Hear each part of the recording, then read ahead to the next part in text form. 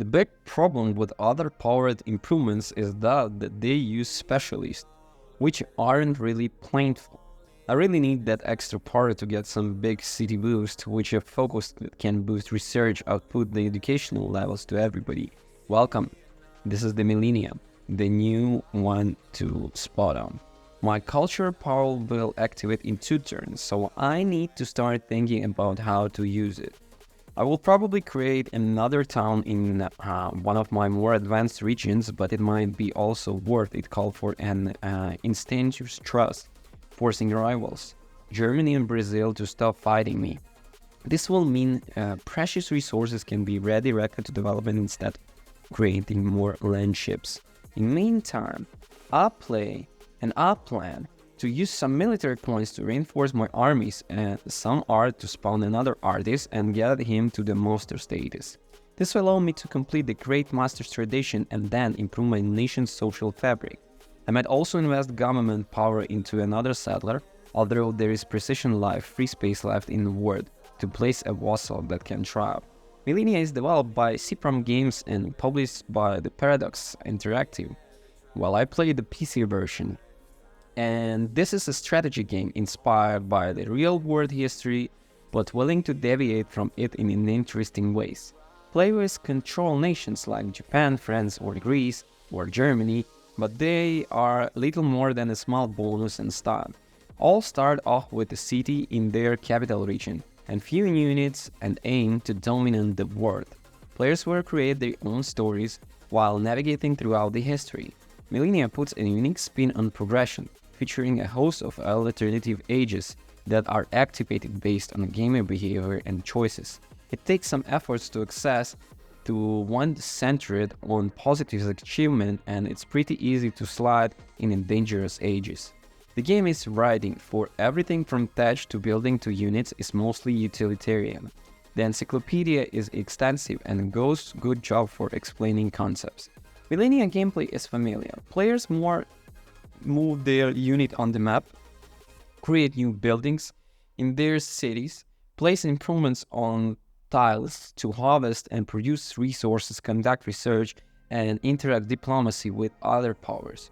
So far, so classic 4X with a turn-based structure. As the time progresses, players unlock domains, ranging from the government to arts, each with associated powers. You don't need to train a settler in Millennia, instead you use government experience to activate one. And he does not create a full city but a vassal, which in time can be integrated by spending more XP. Basically, players need to be more careful when it comes to both expansion and development. There are no pioneers or workers. Players get a pool of improvement and points to place building on the map, starting with the plantations and quarries and evolving to the solar plants, public schools, and the secret laboratories. All of these require manpower from cities and generate various types of goods.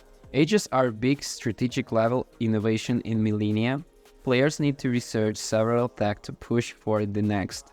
And depending on player actions, they might end up in alternative history situations. Variants introduce new research and building options. Crisis Age come complete with a disaster, but players who carefully plot their own course can also aim for an early victory age. At a certain age milestones, players also adopt a national spirit to shape their faction. They are designed to encourage different strategic approaches and require a serious investment of points associated with a domain to reveal all the bonuses. Choose wisely, but do not to be afraid to experiment. It is possible to avoid with the normal historical progression, avoiding surprises while trying to wait by launching a colony ship or reaching tech singularity. But it's much more fun to aim various ages, choosing which stage to put on the back burner and how to work around the limitations that will create for a nation.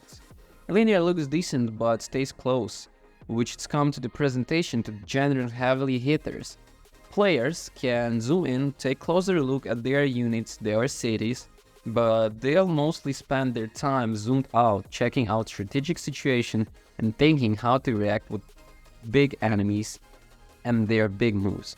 The interface isn't perfectly organized, grouping most player actions in top left. accepts improvements which can escape the player's attention on the lower left. The battle animations are pretty silly to skip them all. The game's soundtrack is good, with enough orchestral highs and variety of accompany itself. I actually didn't feel that I need to replace them with a history-focused podcast. Basically, combat sounds are repetitive and it will become annoying, while the rest of sound landscape is decent, giving the players hints and about what's happening around them.